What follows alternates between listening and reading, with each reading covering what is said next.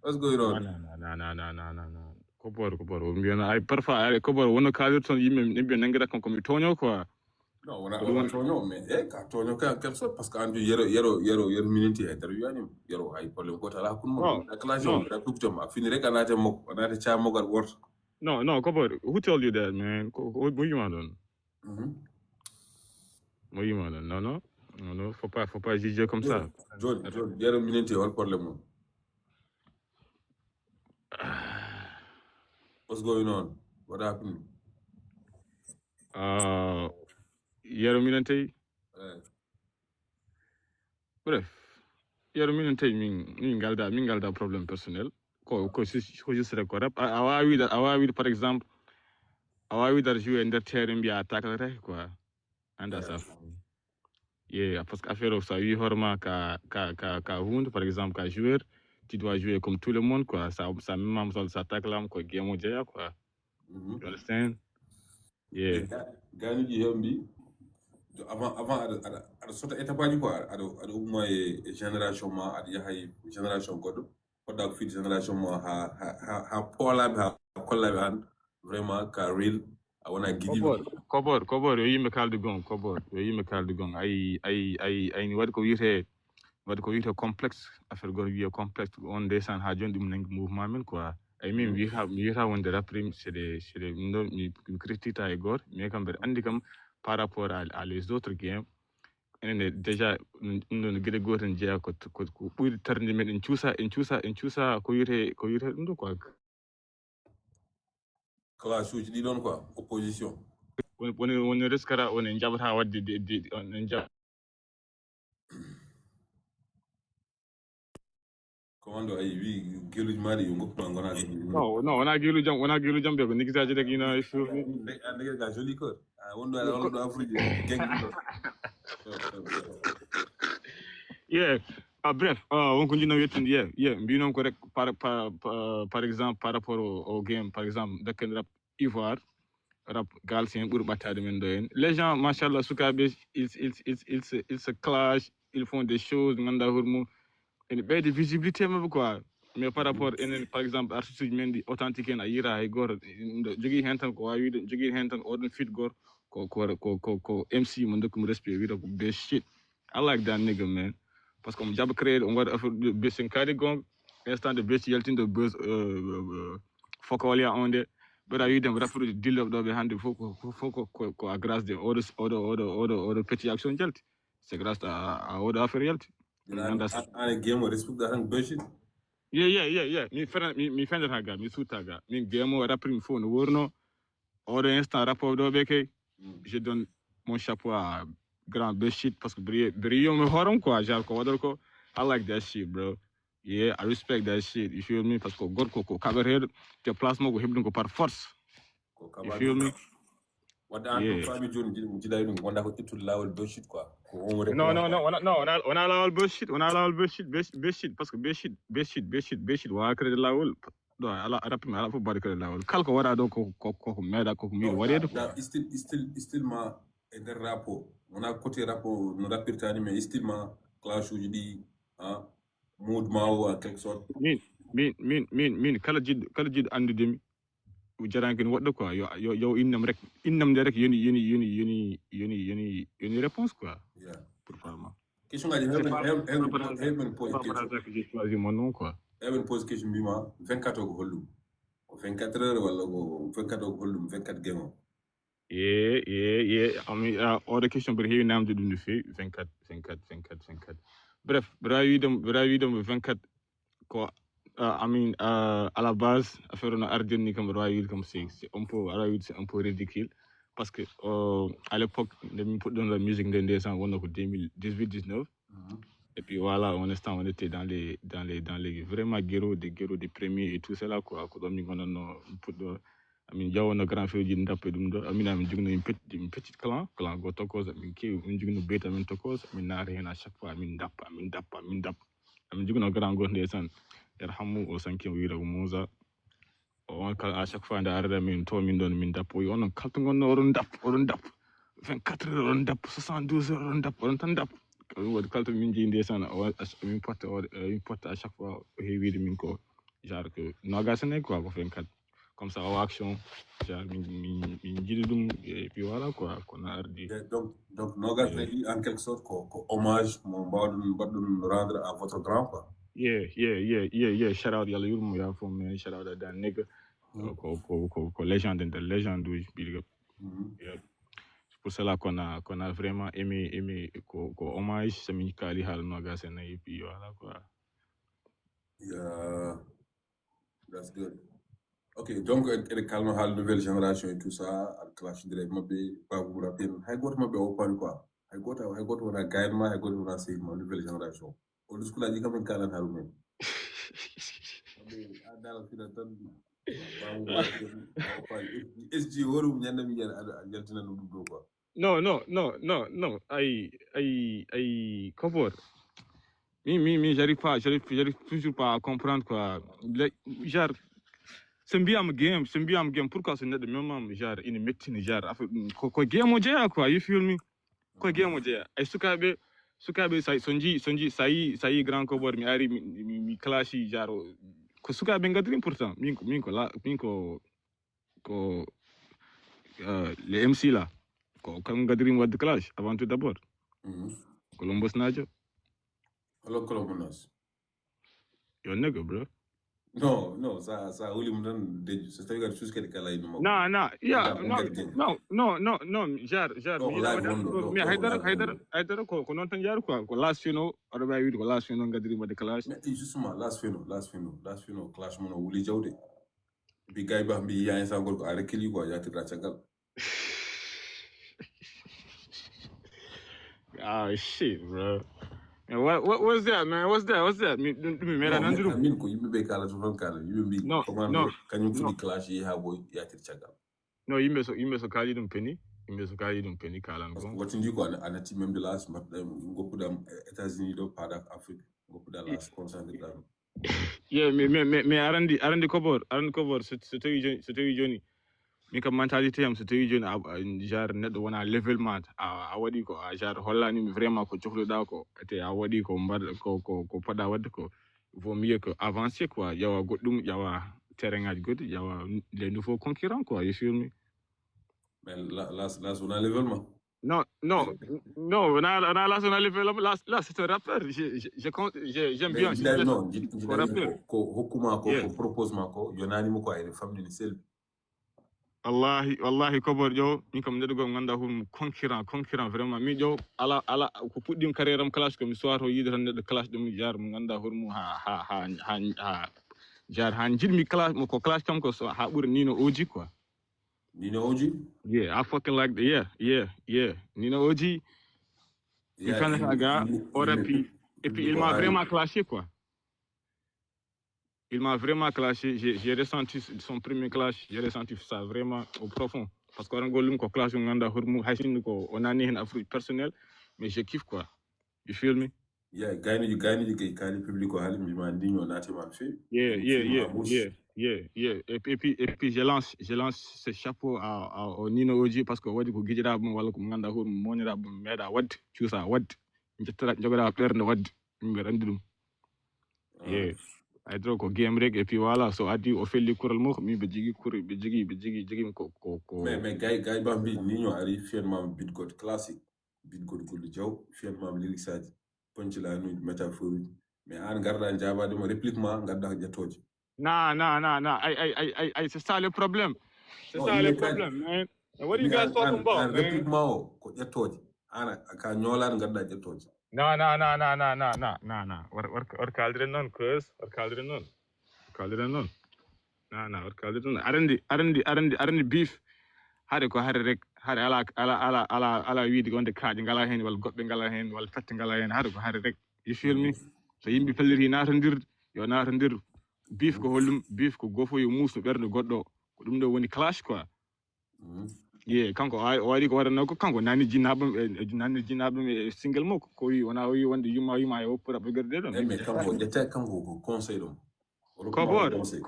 kobor sa heeɗima deuxiéme somo ko aɗa andi ko haalde ko ɓerde aɗa andi ko deuxiéme somo ko an yalti réplique ma jaltuɗa ƴettuɗamo kanko no yalti o ƴettima yo yi joni c'est simple yo yimɓe dutte sawna mo e mo ko mo jaabi mo pardon sabu Allah yo goto yaltina men tan mo joni mi wima ni yumma walla ni bama wiyanima noon c'est vrai mi ƴettimo mais c'est à mes manières j'ai inversé les trucs j'ai fait le truc quoi genre ganda avec professionnalisme you feel me yeah comme même genre huccide mo ko rek yoma an ni yumma ni bama non yitam non te mi ronkani wadde noon min kala ganduɗumi instant 2020 min e Mama Hatkor ala fof kam min mbaddando en Mama Hatkor on instant ko nden yimɓe ponno wiide mbiɗa bonnede mbiyan kam noon on instant yimɓe ponno wiide mbiɗa bonnede par ce que Mama Hatkor ala fof gaccino mum ko yumma ni bamma ni tranquille mais plus que aɗa yaha plus que aɗa mawna plus que aɗa jogo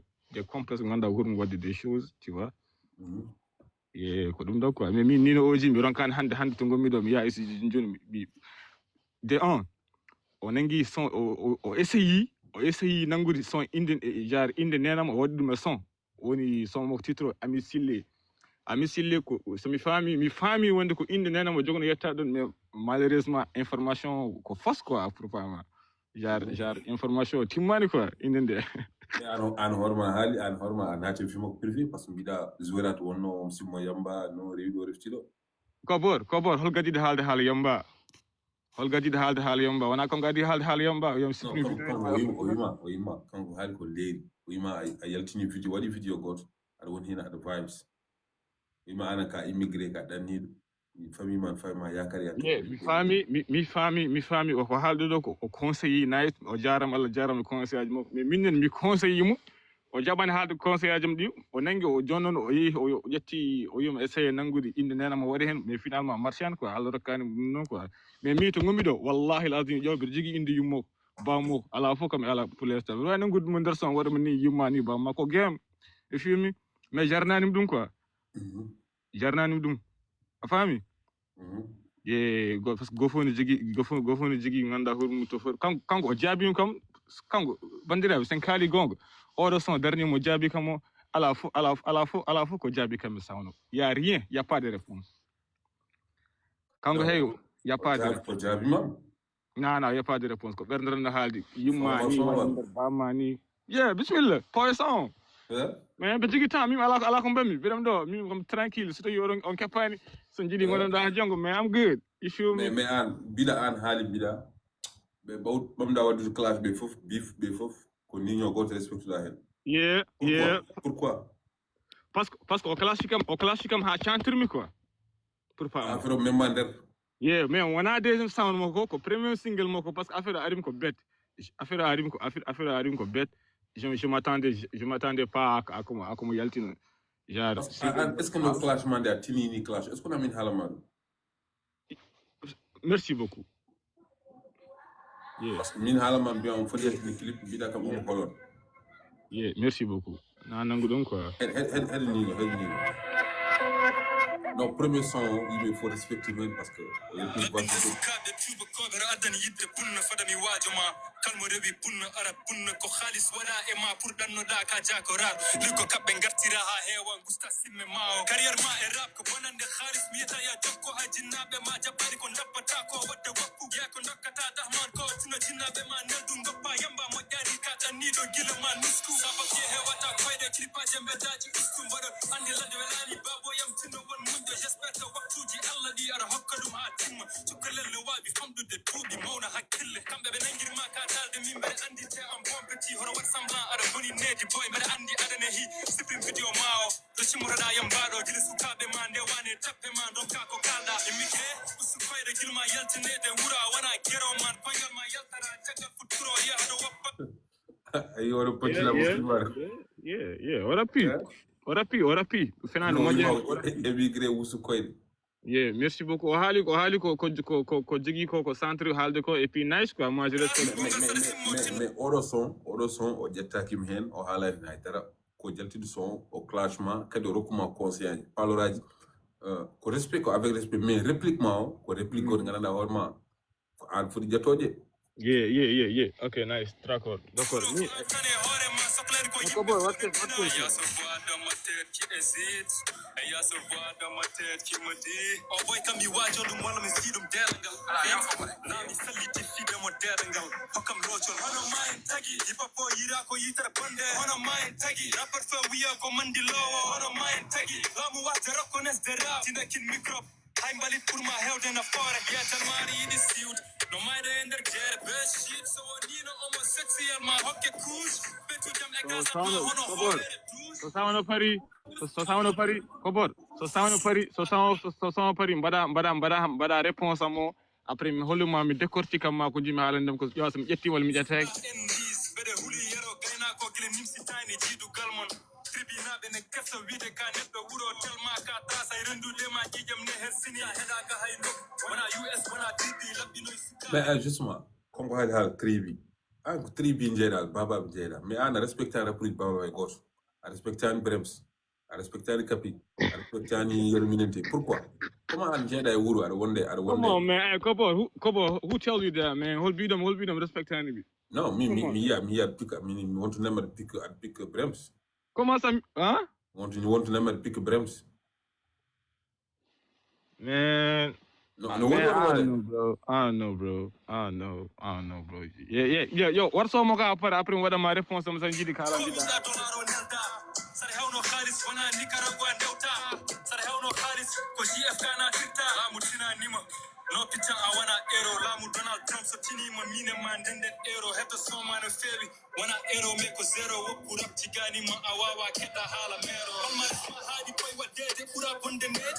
Pura situ maldi boy kombarda kone baby. So wana no ektoje hay goro tina tada bot. Proje mane metti ala takuri ala paudi ala khalis pasata. Kon mi yahata mbere sudo on tagaji Cincinnati ndiyam neni sodam ufto. Oh you want to punna maha wagi dume bubi nyaki ngare ewe sa papye. No wadirte sa papye. So tibi woni Brazil an biyeheda ko Paulinho. Gino knockshot ha Cincinnati ambru munde tune. Pistolema ala kure ferel mako ferel bakke. Jibinande baba de phone fucking pona dum ko gacce. Yesama wana hay equation. Deuxième degré. Carrière mako lebbi jeegom. Kewdi regret. Respect le microphone c'est sacré. Protège tes secrets. Flow mako flombe wa hota rapu. Ne hokka migraine. Mane lube mi ya wufto javel gara kalde. Mayde mane kuure mi ya orno pade gara jade. Sawnu jima ko latiri kono anu ka battere. Junga me lahal haydara mi elata kom na bachai.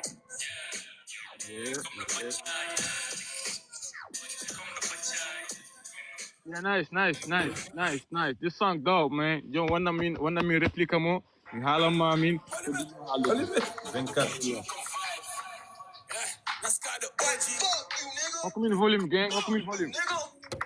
Hey, avant tout d'abord pour ne daga nedi jedim ko karra o wa hanya min de hore mudum fotani halde nesta gidirabe mata chondonde ben jilo nafde ambo chonde bindi kudinde gondo dande koy harde Stop. Yeah, I don't calme ko c'est tellement simple. Bim bonne daga nedi jedim ko karra. An. Ngana da hurmum. Mi haltama vimo privé mais genre comparaison so mi no kam min comparer wawata wonde gotum quoi parce que Allah fande an min avant tout d'abord Allah fande an min a fami wona affaire personnel wona haydar mo harani wawa habede jamais wawa wonde a wawi dar wonde basara a rendi sowuji ma a rendi khanjiraji ma a yila fiyande mi son wala mi anda holi mar nyaago ngatamar nebe wajibe yo madama so hay foka ala men a wawi dar habe a famani ko ɗum ne woni haala ka quoi te mbimomi instant de gijiramo ko kanko wi min mi anda holli mi anda ko lawo Nicaragua mbimo instant gijiramo ko de tannornode on instant omo hara quoi kalmi ko c'est simple voilà ɗum de continue bismillah ala an mbiɗa avant de continuer a nani hen gatamade quoi a nani hen Aliou mbiɗa ko Aliou woni caggal makko. Yeah, hay so Aliou wona caggal makko mais so Aliou nangi vidéo makko genre Aliou nangi vidéo makko ne waɗi ɗum snap omo jogui hen plein droit waɗi snap mais mino personnellement quand so Aliou ari so yettima à un moment o nangi genre son ganda holmum walla on son goto clash qui s'adresse à moi o nangi ɗum o waɗi ɗum vidéo tu vois c'est comme disrespect quoi genre wona affaire respect a famani ni no owji ko kañum ko liggey challenge ko kañum ƴetti ɗum hande koye gattamade presque omo waɗa toon omo jogui toon ɗum ɗo quoi omo jogui toon accès donc élément oɗo liño ko élément Aliou c'est normal an mais Man, Nino, Gijimalu, what the fuck, man? This nigga, Hulk, what conqueror, Suka, how one day. Oh, yeah, Holy Gio, yeah, what Gijira Mombadini. No. Ali ko wadi concours god, ko wadi concours god, a famille, competition, o organisme, Nino Oji ari hi ha final kanko e Albert Le King. Minira, Biji Minyam go participer hen. Acidam di ko avru Mais sahabi. min no e En tout cas, félicitations, o wadi ko warno ko et puis voilà tranquille. Mais min Ali so nangi video wadi hen son min qui m'adresse qui me clash way kon was respect dem quoi. Et min jabra ko yira disrespect famille comme gang. Gelson partage son man, partage clipage man. Gelso? Yeah. Gelso, that's my nigga, man. Gelso ko jambar, yeah. I respect that, man. Me mada halde de Gelso. Wala jida yiri mi clash Gelso ket. Non. Lui-même, c'est Nino Oji. Ali pourquoi ne partage son man parce que Nino Oji ko yetno ko label Aliou tono yaltina son tono waton paysage mako mo jogiron accès c'est normal. Yeah. Mi salak. Nice, mi salak. Tranquille, jon halka ma yit.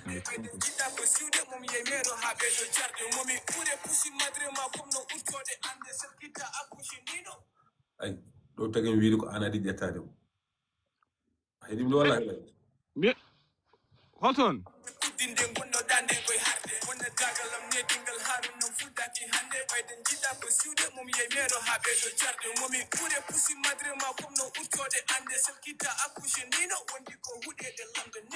Selkita accouché Nino wondi ko hudede lamde. Yeah, mi salak mi jetti mom. Yimɓe so mbimo ko anadi jettade ko anadi jetta parce que mi salak mi jetti mom mingi Jassim mi jetti mom mi Jassim kono mbimami hedma halamma mbimami ko ƴettoje ne bela hay ƴettoje ne waɗi no ƴettirte pour fama tagi yimɓe wima commando Nino koko fimo o ñoola o ari réplique makko adi ƴettoje o réplique Nino noon non ko an min kam mi salaki déjà mais ko an adi ƴettade mo an a ƴettimo kanko no ari o tawma oɗo terrain o holluma ɓuranimo wonde geng ay cause en haala ay yimɓe haalɓe ɗum ɓe yimɓe haalɓe ɗum ɓe ko c'est une minorité ɓe ganduɗa hoore mum qu'ils ont donné leur avis nice mais min moi aussi min e yimbam et puis genre ko pami ko nos esprits comme mbaɗata ko c'est tellement différent ɗum waɗi reprime he afruji minen min mbaɗa ko tranquille quoi min goƴa kay goto somin ƴetto somin min neho tranquille quoi ay goto suusa yawade min ko game quoi you feel me mais kadi remarque goɗɗo nan ɗon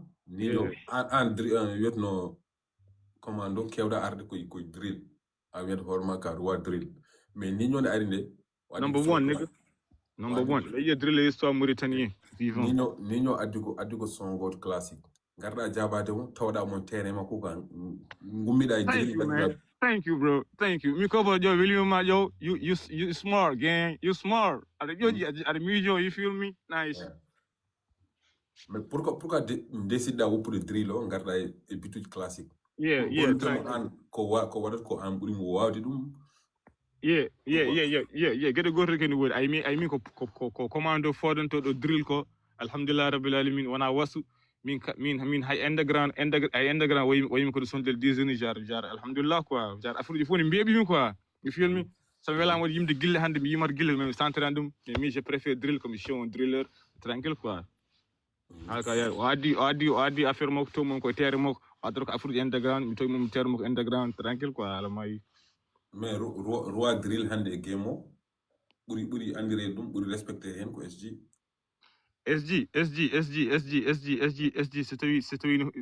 une holy ko fodanto ko kayum jeyi no mais SG kam adandi kam on wona n'importe qui game adandi kam ko tan halama ay real geroman gongon gorko e wonde fils de papa mba wonde gotum you feel me fils de papa mi non kaldirmi quoi mi ko non kaldirmi mi haala gor drill Mauritanie, Bela de méthode, alhamdulillah, Rabbil Alamin, ce qu'on a fait, personne n'a jamais fait. Mira, personne ne le fera pas. Bien que personne ne l'a jamais fait. On a fait nos prods, nos tricks. On a fait nos maximum possible pour montrer aux gens que le drill mauritanien, c'est à nous. Holgon, raprim, histoire raprim, hol mer de feed, son drill, son état et pro drill. Quand on est comme hol mer de feed, histoire rap Mauritanie gila diida gila histoire rap Mauritanie fuɗɗi hol meɗɗo tan classe état ɓeyde ko ɗum ɗo woni notre chose quoi e bidri salamu aleykum commando SG hay so tawi oɗon jogdi bay oɗon jogdi beef il faut reconnaître kanko Yeah, je respecte, mais je lui respecte, man. Non, I give him, ligue ni de je hoore respecte tout le makko monde. kon wona fisa papa ko ne ligue ni de hoore makko tan e game I o respect ligue him. da Je wul jaw respecte him. Ko driller nice. Je respecte him. Mais qu'il rase vos grâces, ko ça fait le mieux. You feel me? non mais hay ɗon hay SG kadi nde classe ɗo nde a naate wi makko privé par ce que haala debbo makko ko desnade yen ko tokkade yen ɗiɗo information Comment on a réponse bi jabi mam guinna bi mam mi ala matière de clash min j'ai pas de sentiments c'est-à-dire mbiɗam information ngaji ɗiɗo wi makko privé holto keɓɗaɗo genre debbo makko yen ko desnade yen o waɗani mariage yeah bah nous nous on vend pas nos sources quoi comment t'as mis ngandir mais on continue le son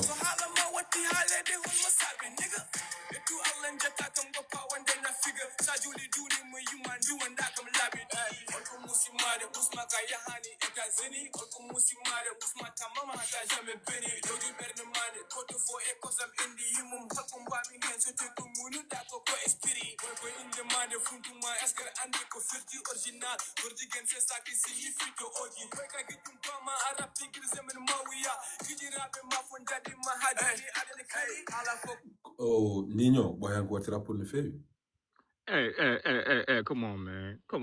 Yeah, Nino, godindira presque comme come on, man. Hey, that nigga all gang, toa insta man we are. Oh boy, cause that's gonna come at the adverse pour lui. No, boyan ko tira pour hetero ko rapport ko bendire. Yeah, man, hey. Oh gang, Bernardo mi gili ber foti ni. Oh, ko ancien ko hetero ndesan gonon tan. Hey, hetero ko saha ke gonon tan cause oh gang ko Okay, on y va.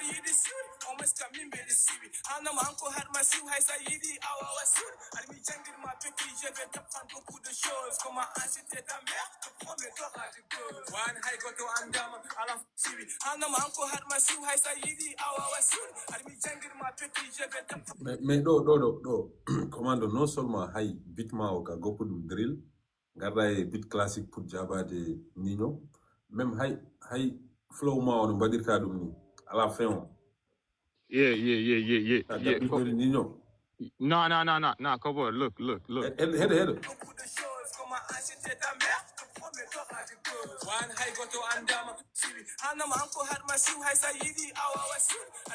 awasi ɗum fo gandi ɗum shawtuji oɗo wonɗo Nino wonɗo non cause Kobor heɗum haala ma Kobor il faut se renseigner bien non ɗumen min gandiram ɗiɗo shawtuji il faut se renseigner bien ay Kobor ay kañum pour être bien il faut se copier ganda hormum les gens qui sont bien ay les gars là il est très concentré en rappeur américain birheɗo Kendrick Lamar ay Kendrick Lamar min mbiyami noon ko ɗon joni ɗon jari ko pourquoi tu as choisi wadde oɗon shawtu genre il faut ne gandi Nino ko Kendrick Lamar o copiyat quoi o oɗon vibes an hoorema ari o pour jabade Nino ari oɗon vibes Kobor min hande sa clashiri kam still advice par exemple a faami mi soɓer jabiroma ko ɗum no clashirɗa kom ni kadi mi clashirma e still advice ma gaddirɗa o quoi pour pama non sadi gonɗa ko holludemo sadi non seulement a woppi bit mo mbaɗanɗa o ari bit makko pour holludemo bituji mo waɗat ɗi a ɓurani wawde ɗum a faami a ari kadi a copy style mo wadato ko pour hollude mo kanko hoore makko style mo wawi addude fof aɗa jogui ko ɓuri ɗum 24 gagne eɗen jogui ko ɓuri ɗum hewde quoi. That's it halmayi that's it. Commando non mais commando quoi que l'on puisse dire hay so neɗɗo yiɗama de il faut reconnaître commando hannde a marqué empreinte mo e game o min on se connaît pas enen gondi e ville goto en meeɗa yidirde hawni Kobor and you gotta tell us man fof kalnami gonda e dow mum quoi. Non min ko komi underground quoi komi sous-marin less ngoni. Okay. On se connaît pas, je vois ko mbatta ko et puis ça m'a intéressé quoi min so mi jeune baɗo ko waɗat ko rek. Yeah, laisse-moi profiter bandiraɓe onon 330 personnes wonɓe ɗo ɓe mi haala mon ko leer ay minen alhamdulillah rabbil alamin kala kadi so wuñam fof ma nan hen quoi min alhamdulillah rabbil mi meeɗa min ñagora ko balle min ñagora ko aide min goƴa kay goto min on fait notre propre travail no Allah hajirni heɗireni walla ni yireni ko non yirte mais moi je donne mes tout respect à ces grands là bureau de Kobor aron ko hollum ko grand gol ganda horum ala fenande quoi o fintan et puis voilà kalko yi ko centre wadde ɗum wadata quoi il juge pas vraiment ko jingere walla ɗum ɗo o haalantuma ko ha leer o yima tiya fort tiya bien et puis c'est un gars qui donne le courage so raprime développe au instant so les gens du Jingare Limited pardon ça balle limtere hen grand ko pourquoi à tout mes respect wona je suis comme ça amin so ni neɗɗo waɗa hunde merci beaucoup nana horma ɗum ɗo de bendi ko liggey ko passion mi nangaten jungam quoi ɗum wona jingere wona haydara aɗa tawi ko jingere min nini o ji ɓuuri mbaɗdirde par ce que ko wuri amen ko goto minen jeyɗa wuro manasaɗan ɗum je mi andan wallahi mais a andata ɗum quoi donc wona jingere ko liggey quoi en tout cas big respect yeah ko ɗum ɗon ko liggey affaire o ko liggey rek gamat ko mbatta ko rek sa gami ko mbatta ko rek inchallah ça ira everything on continue avec le son. وان هاي وتو عندما على فانس هاي قري داما هاي جنابي ما سهاني يوماني تكتشن تاما عن هاي ميرو على تاما استر السكر قوات ما باستو بي باستو عن هاي خالص أرانجا تاما وير جودي مبدا وجادة واجو هارما ويا فمديري وجادة مي كونسر واجو ما جنادو ما نجود اللوري وطاكي داما جوما سومي جولي اسكدا تينا تبيتو كارنما ساينسي وجادة هارما غرامي واجو ما سمبورنا ما هيوي اشيك جودي يوتو لايف ما Commando critique goto na arak yimɓe ɓen critique ma ɗum anen 24 gang fof quoi et puis de passage min j'aimerais min yimno Dji Baba ara ɗo quoi parce que à travers classe uji maji à travers son uji mon Dji Baba gay ba hewɓe en mbaɗi invite Dji Baba parce que Dji Baba ko fawata kode ɓen yimɓe ɓe no mbima commando aɗa heewi wasade aɗa heewi wasu aɗa tan fiito becce minen ni kalis ɗiɗo aɗa heewi wasu pourquoi dara c'est simple réponse mo c'est simple so Allah bewni mam bew gasi ko don kon haala ko ay min alhamdulillah rabbil alamin kami gardo ko min jettin Allah no fewi ɗum noon ne muusi an hormar andi goɓɓe ne gandi woɓɓe ne gandi ko muusi woni hen you feel me mi wira kaari kon c'est la majorité quoi eɗen gandi ƴeewen tan communauté men eɗen gandi ɓerde laabani moƴƴani so kala jiiɗan Allah non yimɓeɓe kala ɓe mbi commande basotoɗa heewi waso non min heɗum haalama a clashi oɗo mi weɗɗo kadi a clashi no wiyetno kadi boy oye gonɗo e boy roi hemson wiyete kadi j'ai oublié le nom grand pi mo mbiɗa ko wagga grand pi wagga boutique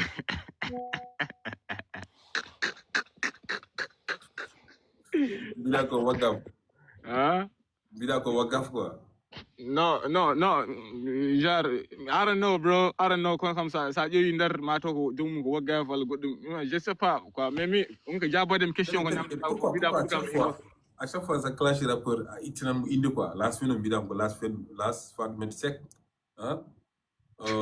oji mbiɗam ko waggaf etc oɗo mbiyatno bamum rap mbiɗa ɗum ko ami kolle MC Perroquet pourquoi ɗiɗo illeji mo koore mamɓe ko pourquoi yeah Kobor ana moƴƴani kadi sihla genre hay dendiragal tan ɓuuri ɓadede genre ayi indeji tan batte tan pour ɗum ɗo pour guemo jirwede ko haydara mais voilà quoi c'est que de rap min kam yo yimɓe gandu kam kalko ko wawi hewde ça restera dans le cadre rap quoi, cadre hip hop et puis voilà quoi. Django ça mi yindire Elzo wala mi yindire mi inirtamo Grand P wala mi yindira won parce que dinga mais ala mak haaju quoi. Mais au côté du rap, c'est le rap et puis voilà quoi. Mais avec comme le trio no Antidote Solim no wonde Elzo M ko affaire god no bonia mais mbawi rap be sugab ro mbawi rap how wani yimbe pretty nice how wani yimbe mbawi rap de sugab ro hem sube ye mi kam so haalde Allah wawi rap tan ko min ñanda ana reconnaître to ñun bida ni ñol wawi rap yeah comme fa mbay min jaar ko min tan wawi rap quoi heddi be nice am jogi afruji me ko tranquille quoi ko non tan workara continue afruji ma quoi. Donc on va écouter Donald Trump tout. Donald Trump tout. No, oro son with wala, oro son with top. Yeah. We don't hear any generation. We fake you could have choose out when I'm put up the tide pay the enough to die better manipulate with the PlayStation. They can't come go gentle get them. And after the two go under Moscow come so me what period up one to sunare rapping one time to the one. Mbare no gasine e commentaire uji mbare 24 commentaire uji mbare 24 commentaire uji yeah 24 commentaire uji gen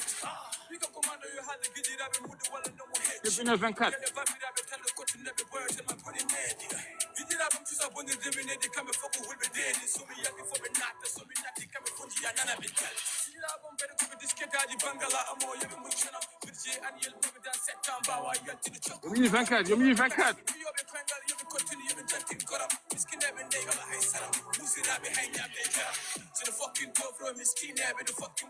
ay do jon à chaque fois future ego trip o artat hen quoi miskinebe be ngala ko ñaami on bila pile ma got woni no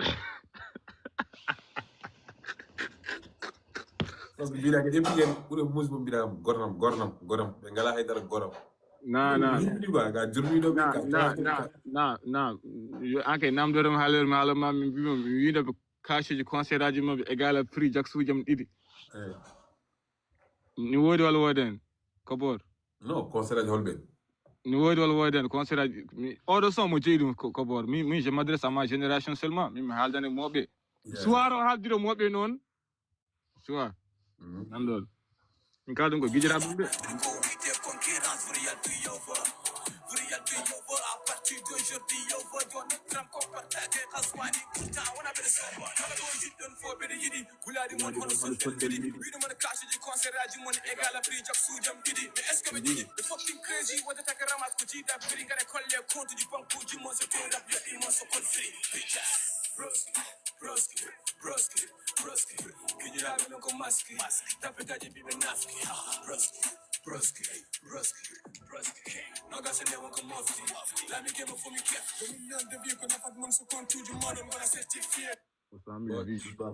franchement Djiba flow moko c'est Djibaba c'est le meilleur gars, c'est le gars est malade, c'est l'année quand on rap de l'Afrique wala do fu di rap Djibaba rapi machallah gile 2016 au jigno de son mo gor ndesan den état gor mi c'est la première fois que j'ai vu on gidjam ni rap ko Djibaba c'est une légende pour moi pour pas ma idole yeah rapi den mais machallah ngor mo wodi ko neige yeah non on a affaire de neige ko min gidira mais alhamdulillah jomu nahre musique le law quoi non de la musique et de musique ko neige hen gil et de musique ko neige te hornde ke ko won hen ko jar wana afru sukabe les gars est malade les gars yo cover c'est pas wallahi wana chaxan cover yo ko Djiba waran woni nadu gor mun jima aduna tan wala rapper go mun jima aduna face à face mo battim hakkiliran ganda horum hay sino ko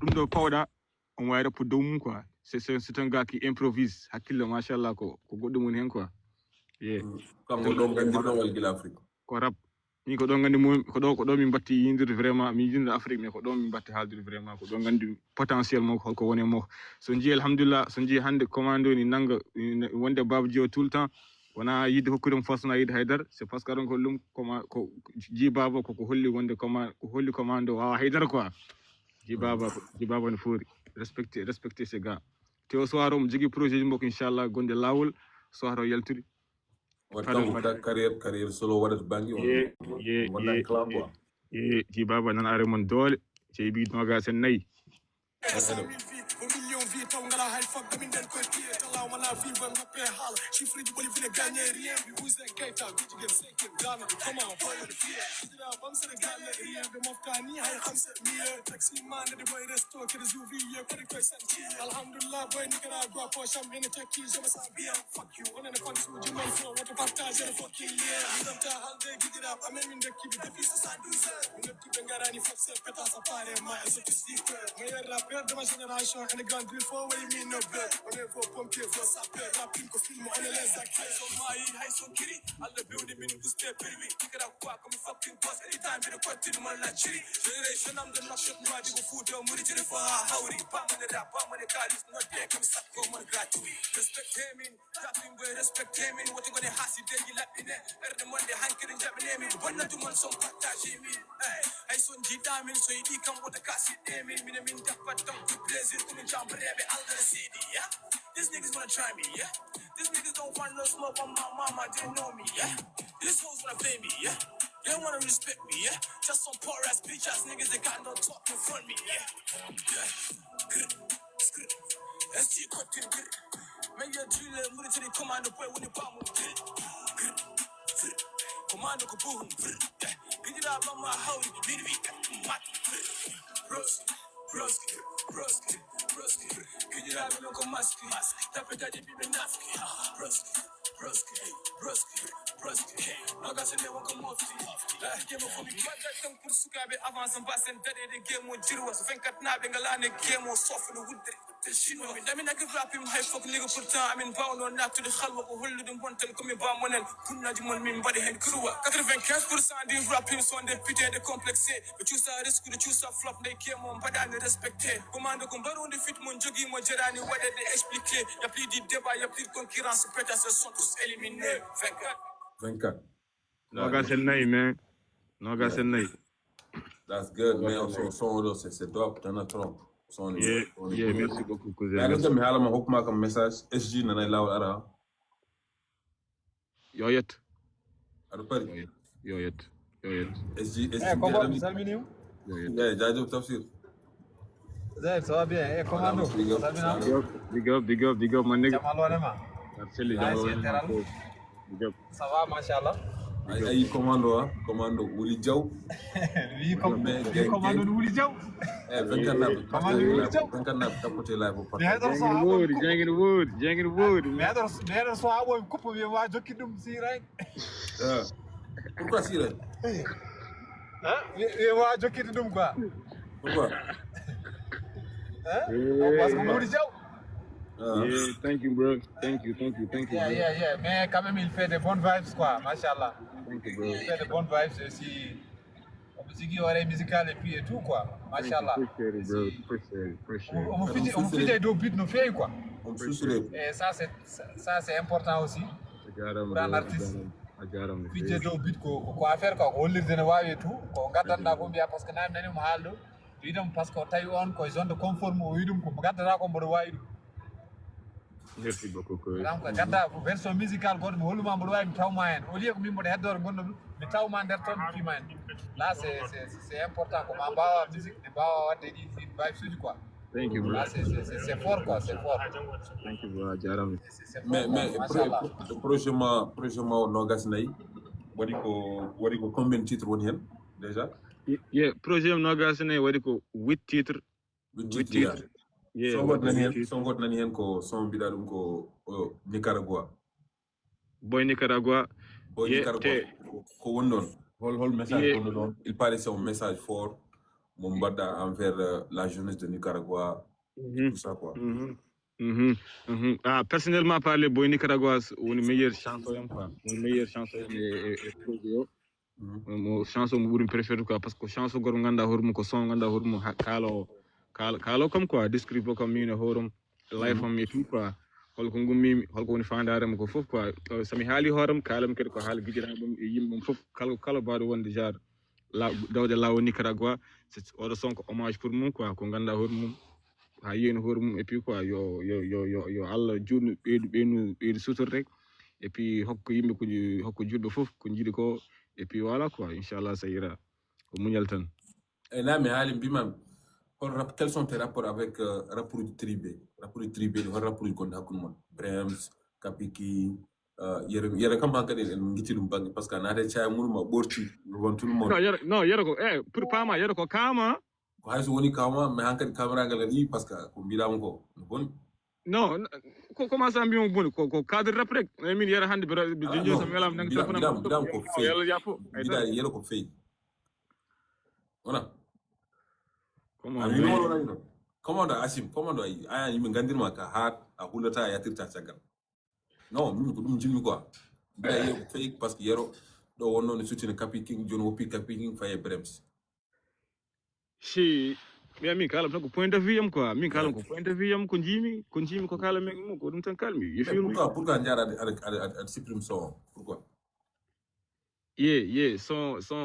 son de lance ɗum de finalement grand o yehede jinnaɓam et puis malheureusement non o yi o noddi nenam et puis voilà quoi o yi wonde mi kalashi mum mi ƴetti mi boniri mum indam nede comme ça quoi et puis voilà quoi haala ka yetti nenam e nenam comme ça mero haalir ɗum ɗum ta haal son supprima quoi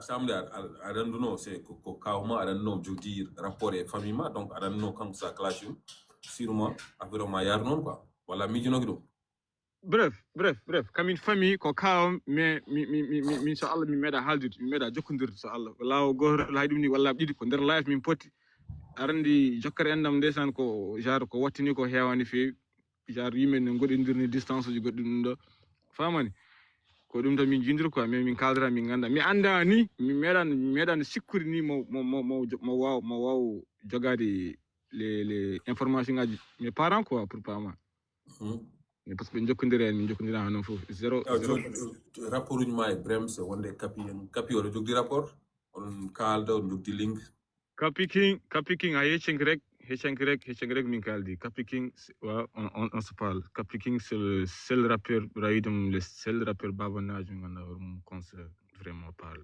pourquoi pas Brems min kaldara c'est parce que ɓe sikkiran ko yontani maro par exemple mais min kaldara mi ala contact mo puis voilà quoi walla Brems a waɗani ɗum ko grama a filani ko waɗata ko non min hay goto wona gram pour pas ma grani ma kay nanɗo goto wona gram gelso grama min hay goto wona gram min ko guiƴiraɓe ɓon jogui walla mo wona guiƴiraɓe fof ko lessam ngoni pour pas gelso ko grama gelso gelso kam gelso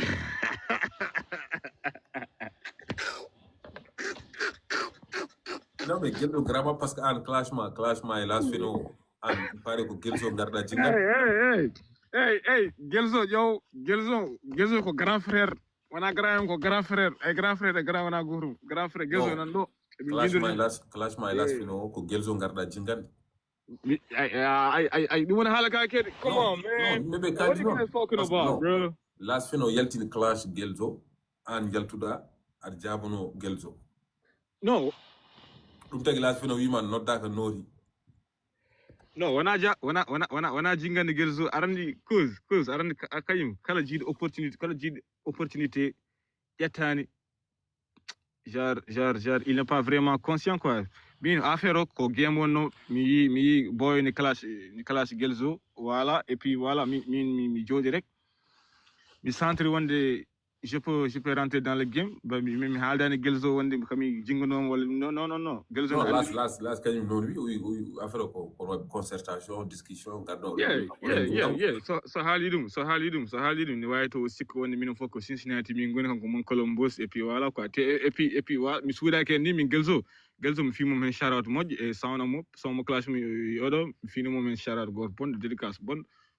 mbimo yo reeno gelso guila o mayde yefiɗo on jingima on donkidima ha woni las fino ala hol jingude goɗɗo Holjinguri goddo. Non, an ari anati ari jingani gelzo yatino son clash las et tout ça. Donc, mais là, ça donne do fixe. Nah. Don't say that again. Rino. Nan jam las pour yatin projet de bal. Las, so projet mo yalti yalla walli mo yaltini projet min o wada instant ko commando min kalare bandirabe ngara yimi kal hal commando. Non, mais projet o hedi mon wali hen son nan hen nate ma wuli jaw. Yeah, min kala nado yam ko natinto horum pour pama quoi. Yeah, I don't care. I don't care who's it, bro. I don't care. Yeah, I don't care. Mais war fer nota brems ko grama on jeyda wuru ko grama war fer nota. Yeah. So to yar halde brems war fer not demi quoi. Pourquoi brems ko grama? Come on, man. Commando? Come on, man. Yeah, on change le sujet quoi. Non, ala sujet tabou. Brems ko grama, brems handi ko on jeyda wuru an fot nodirta capping nodira non bullshit ni nodir non brems. Min bullshit min kaldra mi adi mo ro yala. Capping c'est le seul gars nganda hour mo jokondirum parce que hollum il y a des autres histoires nganda hour mo sabi ha min jokondir mi wana à travers de rap. Pourquoi mbada capi grama celda Kobor, stop saying that, man. Stop saying that, bro. No, brems oro bien no brems ke. Commando, Olivier.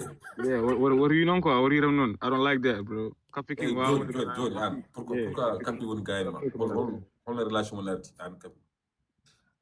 Mina capi king déjà capi king be jigi grand go wiye papa zombie on ko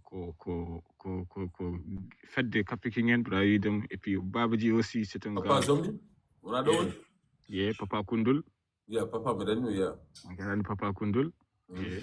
Wonde babaji ke déjà babaji capi king bo jokondir et puis voilà quoi. Arandi kala jokondir de naddo ma ko ma jokondir ma quoi pour pas ma. Yeah, Uzbi no? Nah, man. I don't know this nigga, bro. Huh? Nah. Come on, I capital and Uz. No, but Andy Uzbi gonna kon you dem jokunda na makwa hay link god mingalda. Hay link god. Yeah, Uzbi hay link god mingalda. Mais est-ce que parfois abortera rapport yo murtan pour essayer wadde hakul mabbe fi pour wadde mabbe avec god genre Uzbi Jones so madi son god ko do wonat. Well bullshit. Yeah, bref, no fun wa area e avenir ay got anda ko ar yes kon kam wala njun ko concert dana concentré dana ko 24 quoi. Pour l'instant concentré mi ko horam e no gasine nab et puis voilà quoi, inchallah. On go bieta yimi wiyobe commando do on heewi wasu commando à la respect all message mon dokkatabe quoi. Merci beaucoup. Yeah. Alaka, c'est simple. Ma réponse à tout cela, d'arto de vie, commando ni boni nedi be, commando ni nanana. Alors, what says? All commando amisul, donc fait. Yeah, when the dernière réplique gagne, mo essaye no nanguri inde nena mo wari hen quoi, ko inde nena mo yina wadde do hen, mais finalement marchand quoi. Yo, Nino, Dalema, live. So to you head of life, bro. I say you don't good in the name marshal. Ya route ke ba information god o parce que fa wani quoi. Nino sa wapanum. Carrière mani fadi. Na. Nino oji sa wapanum commando. Kobor. Min be labrid na go labrid mashallah kobor min sam labandred hande alhamdulillah rabbil alamin hande nino oji hadra quoi. Pour pas min kam na go nganda. Nino oji. Ternamne labrid kon quoi mi ko grand gor dappi gil ko anda wid nando ndesan genre c'est le dernier de sa génération quoi pour pas hala hen ami jon natti mostude quoi ay odo hanke to jetti don do maslahara ay odo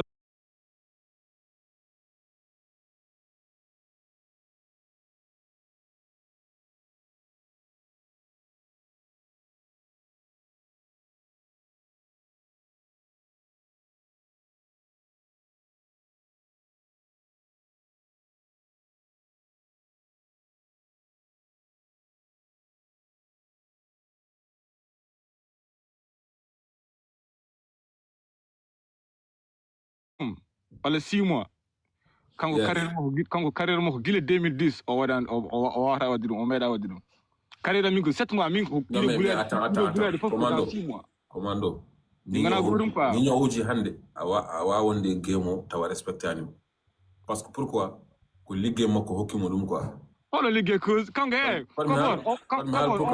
dernier son mako man dernier son mako avant clash dernier son peut-être que question de moyen ana den Afrique no way ana gonda ronde naturel une année et 6 mois Nino Weltin son c'est grâce à moi on yaltin son yeah une année Weltin son Nino Oji no bimamni c'est un jeune mais aussi qui mérite de respect pourquoi respect au mérite dum o yehi compétition gidira mako heebu mbokke compétition mam gon hedde 20 et quelque o ari o fi compétition how yehi final ko liggéey challenge donc holgonne gidira mo o wattuno be fof heebu nan don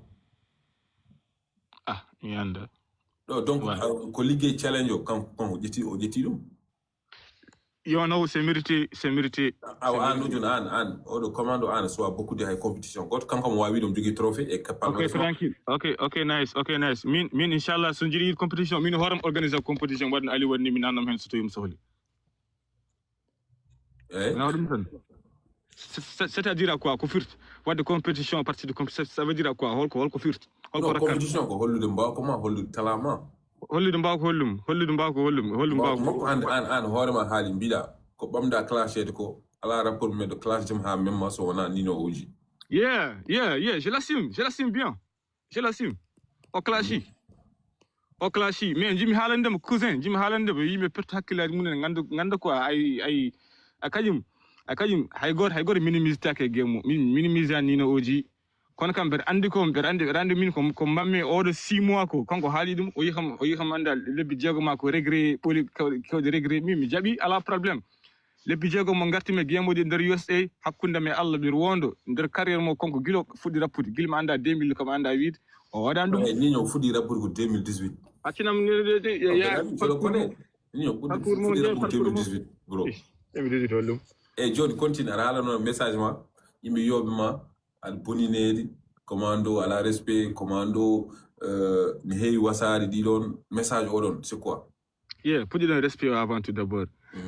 rap rap to ummi wonto ngommi do ay to jodim do ay ko do won rap fudi quoi créa ay bedo rap USA rap ala photo nata rap hawima rap ko need ala wodani ya pa rap wana din rap ko beddo ko hardcore rap is street nigga rap ko bedde min ko odo mentalité min jogi adi hen quoi hedro rap prim desan rap mauritanie ina buri abbirade bangal nganda hormu islamiquement hun fo mbiyat ko battirum islamiquement ha burtu quoi genre musique ko game musique yata juma hay gor cher ameda cher fi acapella wodan donc jaltine cadre musique et cadre islam wa wonde wawata yadude rap ko rap fof nan hen tout est permis do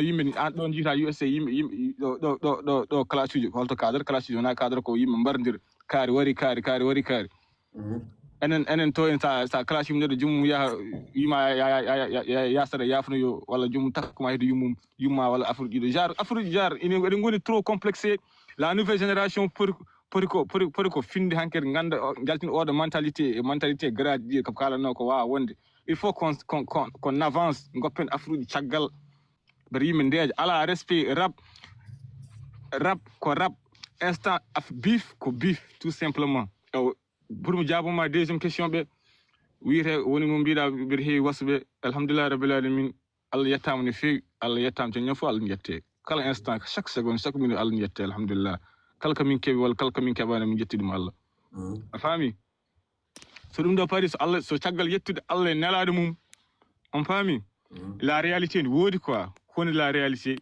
firti joni min guiƴiraɓam ɗo mo dartoɓe mbeɗa yewo ɗum mbeɗa wiɓe ka wasɓe mbeɗa waɗaɓe ni mbeɗa waɗaɓe na ɓen koye munen je suis sûr et certain sini ko place am gonno saabu keeɓino chance wadde ko mbaɗemi ko eux même ils feront les mêmes choses pour pama ɓaɓe dara kadi ɓe par ce que Allah rokkiɓe ɗum ɓaɓe dara kadi ɓe mbimina min jogui o ngala mi filmin ko game rap ego trip quoi ko ego trip quoi ko ego hollude ego woni wonde égoïste rap ego woni wonde égoïste ko firtu ko wonde jar wurtude quoi jar murtendema égoïste ko horma tan jiɗɗa effectivement rap waɗat beef waɗa trip waɗa ɗum ɗo donc waɗat wasade ko jiguimi ko mi ala fof et aussi e minimiser neɗɗo wiye mi ala ɗum ko thank you bro thank you de langage de la rue quoi ɗum ko hen ɗum langage de la rue merci tafsir so yimɓe paami ɗum noon kañum fof ko juste une question de mentalité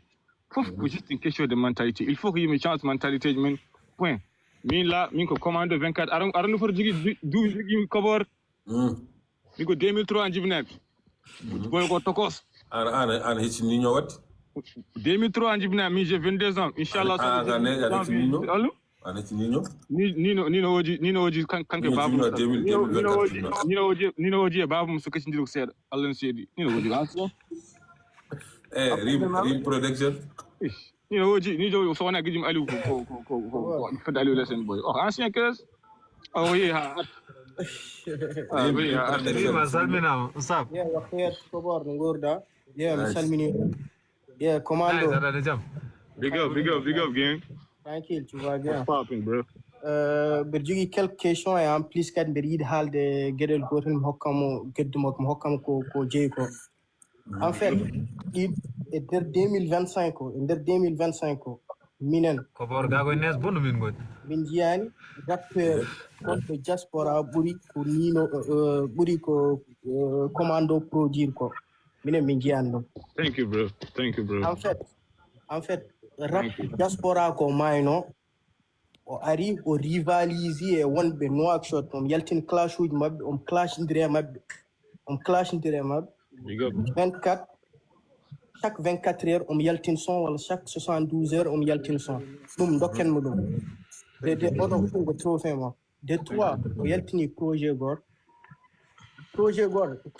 ko pure rap 100% rap on ɗon ɗum calqueɗiɗo projet o so tawi ko mélomane ne andi ɗum ko wonɓe Nouakchott waloɓe studio hiroɓe studio mbaɗani hiro projet ɗum dokkami ɗum heddiɓe noon min degiɓirami min mbiyani ɓe ndefa mais kadi o yo rokke ko jeeyi ko thank you min mbawi faddema à part clash uji e à part ɗiɗon affaire a yaltinin ɗo EP mi anda projet goto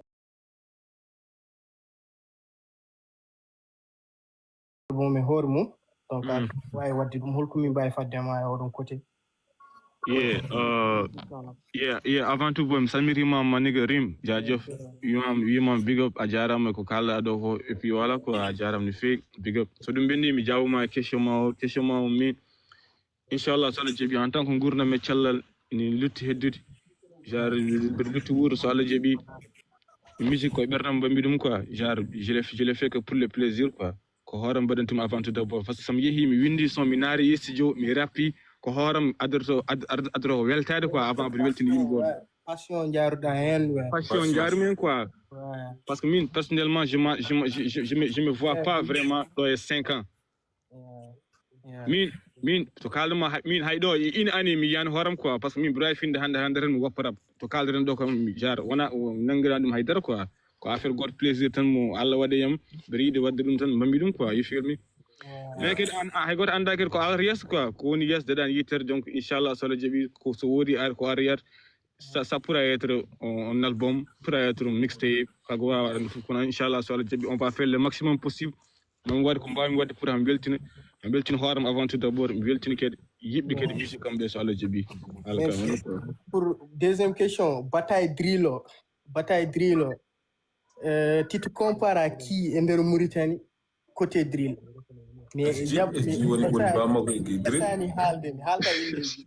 Kobor kalta woni bro SG woni capitaine ma drill mi yi ñande bandiraɓe affaire o joni so simple onon bandiraɓe jeehe lokkiremo to woni ɗo mbiyamo yo ara somo o drilla jeeyo drill wona mi haalnimo bonade mais ñande mi ji extrait goto bonɗo drill SG wulde commando bandiraɓe yo drill SG ko driller mais minen kam min gayen ko driller au carré quoi pour pama drill au carré au keep you feel me alhamdulillah en tout cas ka jiɗi ƴettude roi drill paɗum e hoorema quoi drill Mauritanie ha fi feggere commando on papa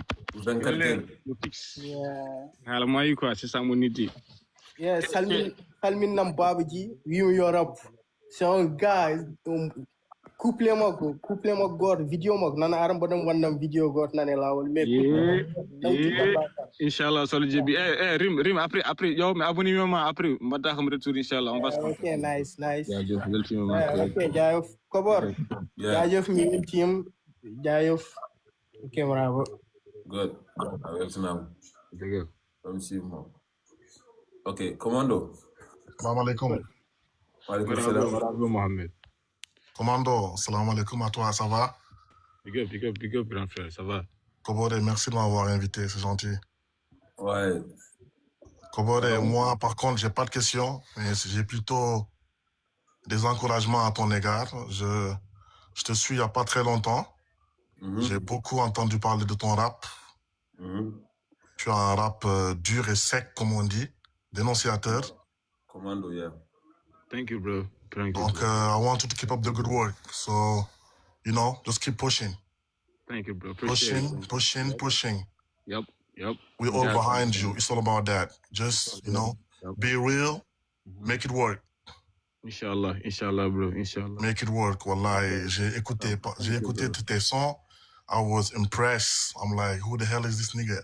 Oh, yeah. That shit. Yeah, being real, wallah. Push it again. Kon non de wallahi mi won également. Franchement, ça c'est bien avec un bon beat. Et avec